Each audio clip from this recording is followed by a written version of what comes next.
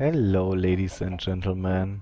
My name is haschischtasche, and I welcome you to another episode of Minecraft, in which we will work some more on the mob system. Yay! Mob system! Whee! Look at it, it's beautiful for a mob system, in my opinion at least. There's 4 layers now, but it also has 4 problems. And we will get rid of 3 of them today. The first problem is pretty simple. The whole thing here is just based on theory. I don't know if it works, so we will just test it today to get rid of that problem. But in theory it should work pretty darn effective for a passive mob system. And by passive I mean that it has no updating water or moving pistons or redstone. It creates no additional lag, it just relies on mobs falling into the trenches by their own. This here is a layer. It has 136 spawning spaces and all of them are directly next to a trench. So in a best case scenario, a mob walks 1 block, falls into a trench. Good thing. We have 4 layers, so that means we have 544 spawning spaces, and that is our second problem. Because I have not lit up a single cave yet, and there are thousands of spawning spaces in the caves, and thus this thing here will not be very effective when we test it. We will not get rid of that problem today, because I don't feel like lighting up caves. But at some point I will light up the caves, add more layers, make it more effective.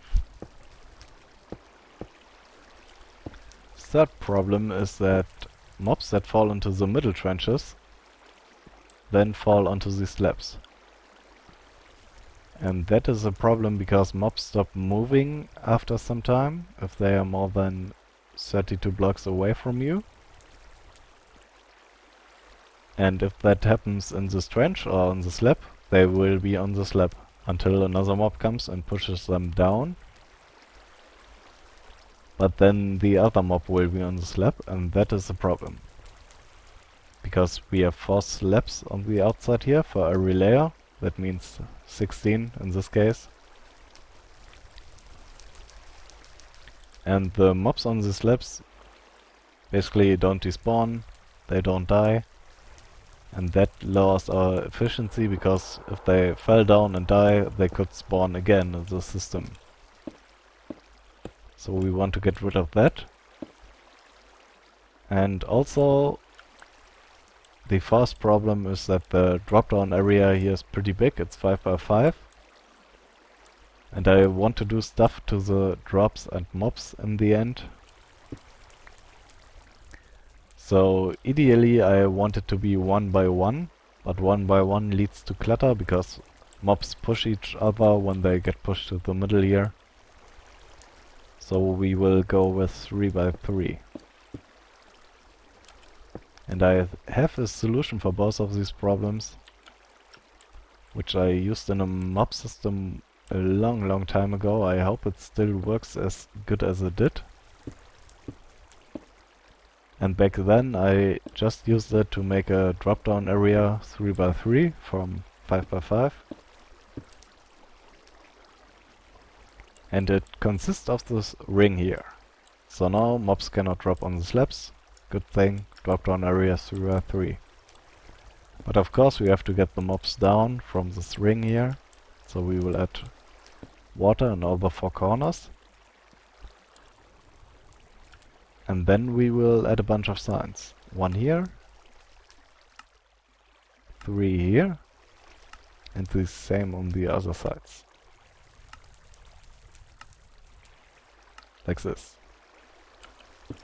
Then we will have a sign on a sign in all the 4 corners. Like so.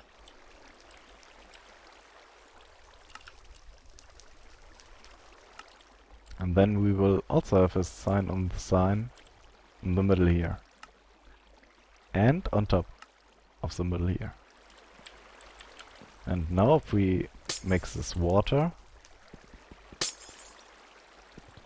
we should have moving water everywhere. And we have. And we have 5 spaces where mobs can drop down.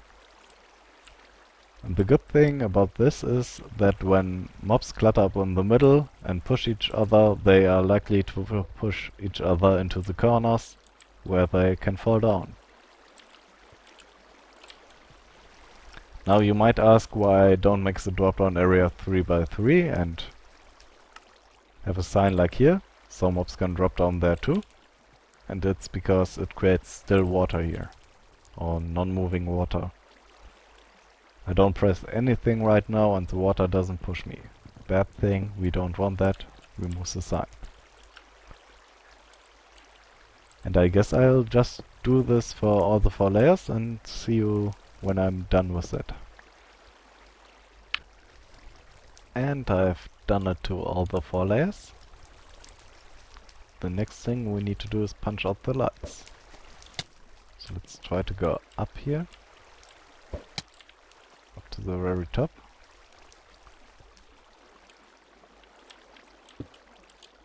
And punch out the lights on every layer. Like so. I will just do that off camera too.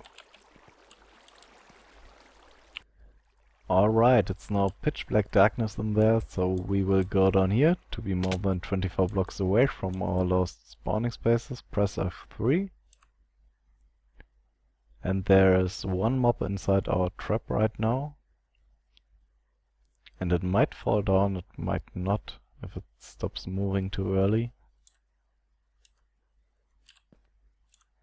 And yeah, this might take a long time because a lot of these 200 entities are mobs spawning inside caves.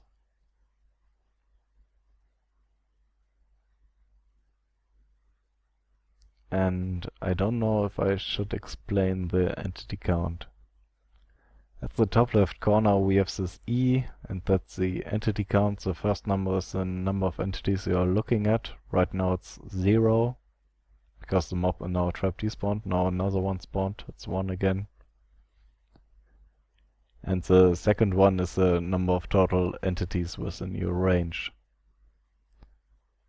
Which, yeah, are hostile mobs, all the sheep in my sheep farm, and item drops and so on.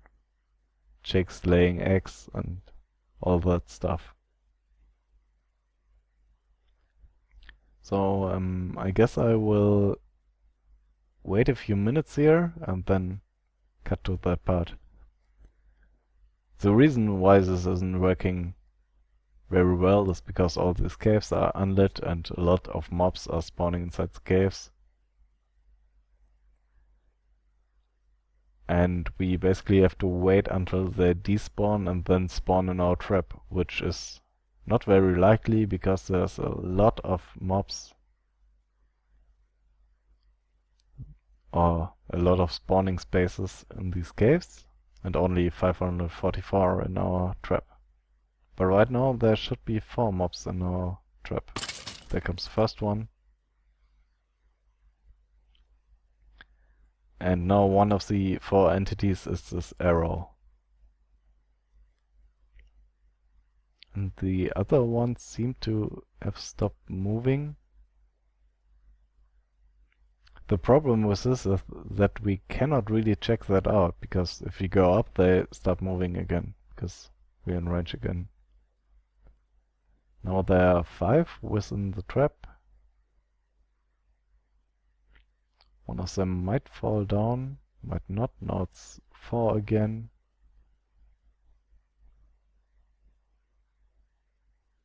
But yeah, I will wait here for a couple of minutes and see you in a sec. Or a few minutes actually. Okay, it is working a lot better than I expected actually, because right now we have 5 mobs down here. Another skeleton died and dropped the bone. And it has been 2 minutes roughly. There the next one comes. Pretty good. Now we have to figure out the way to get out of here without dying. Let's record that. Haha. Haha. Haha. Haha. Haha. Oh. Haha. 9 gunpowder. Nice. And actually, one of the zombies fell down to the edge, so we might have to build a tube of some sort. But yeah, that's something for much, much later. Okay, we should have a couple of minutes left, so let's do something else. Alright guys, and for the creative deed that we will do this episode, I want to finally start working here. I've had these two ways for a long time, I never used them, but I finally want to start working on the hanging village. The problem at the top though is that I want a 2 wide and 3 high clearing for golems, and that means that a house can only stick out 1 block here. Which might be a problem because it just looks bad. And I'll think about that problem, but for now we will just start working here. Because here we can easily have this 2 wide spacing. I'm just going to start here. I'm not sure what I'm doing, but I want to record it on camera. We want 1, 2, 3, 4, 5. Because I usually don't record this on camera, but I want to get better at it. And we could use stairs for a roof, but the problem is that it's gonna be too high, so we will just use slabs. But for looks, we will have upside down stairs on the edge here, or yeah, edge on the side. We'll have the wall 1 block in to give it a bit more depth. Have the door like there. Actually, let's have the door here, so it's closer to the doors in the tunnel. And a window here.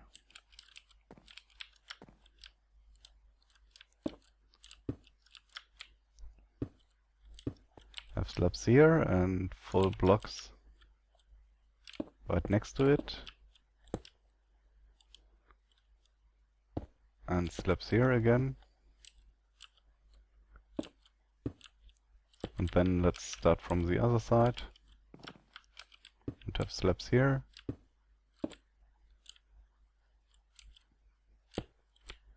And full blocks here.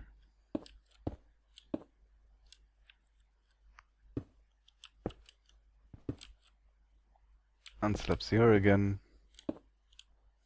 And full blocks here. Like so. Then we have stairs here. And these are just to give it a bit more variance. Then we put a slab here, and here, and here, and here. Yeah, this could work.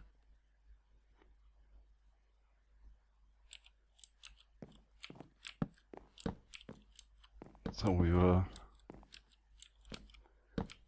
build this. For window here, and for the roof I think I want birch wood. Or for the ceiling, not for the roof. Don't really need to fill this in. But I will, because otherwise it creates cave noises. Then we have to somehow connect it to the roof. We can do that with stairs here. But we cannot really have a stair here because it creates a lighting glitch. I'm not really sure how to solve that.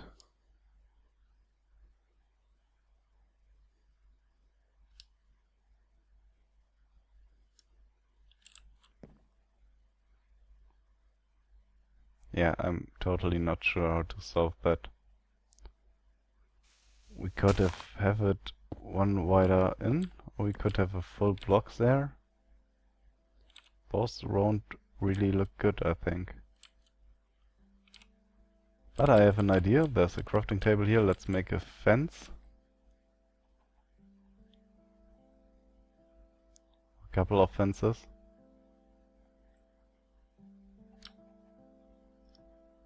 Let's just throw these away. And put them here.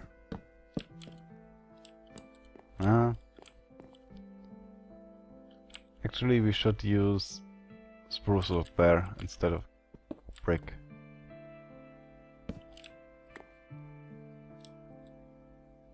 Not really. Could also have a full block there, but that again creates a lighting glitch. Way to solve it. Put full blocks here too. And have the stairs here. Nope, I wanted the stairs.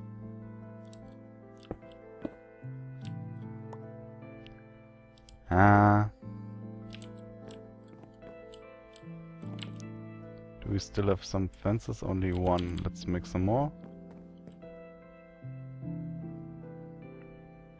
Yeah, it's hard to record when you even don't know what you're doing. And 3 should be just enough.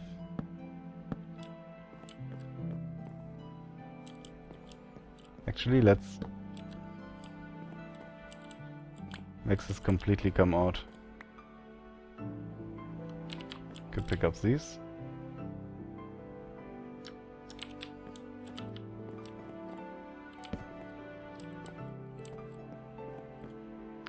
Yeah, I will go with this, I think. And let me just excavate this out here and we can do the interiors. I have added a couple more fences to this house. I don't know, it looks better in my opinion this way. You have a little window here.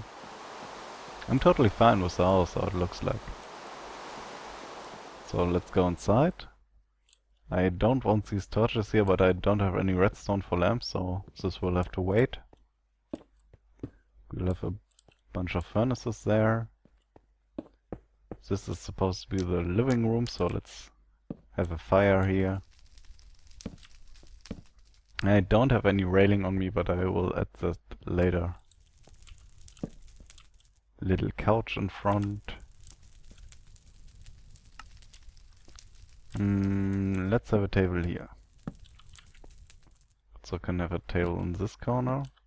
And maybe there. Can never have enough tables. This is a bedroom, so we will have a bed. And a nighttime table. Might add a chest there at some point, not now. Yeah, that's a house. First house in the hanging village. More to come. Let's go up and go to Harold Snopward. He's the only villager that survived the last episode. So let's give him a door. So he can die too. Hi Harold. Harold! Look at me? Okay, don't. I'm going to use your music box, Harold. Yeah, we had fireworks the last episode, but we have to celebrate this episode too, because it's episode number 30. So let's go up into the village. Let's free these guys. Those two are still there. And have some celebration of fireworks, yay!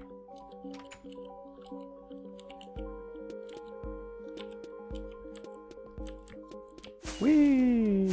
I don't have any redstone to trigger these automatically.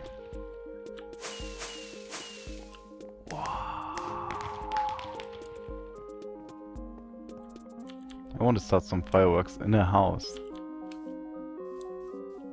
It's not safe, but I will still do that.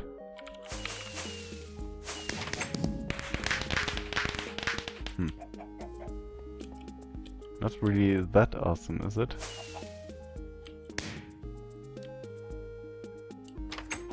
Is it like this? Wow!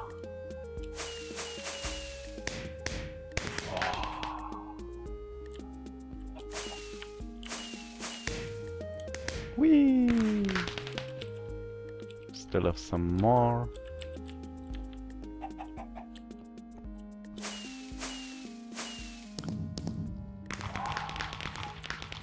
I love fireworks.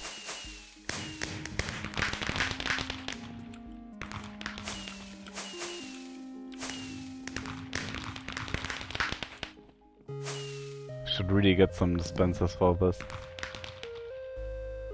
Okay, thanks for watching and stay tuned for the next episode. Tomorrow, hopefully. Take care.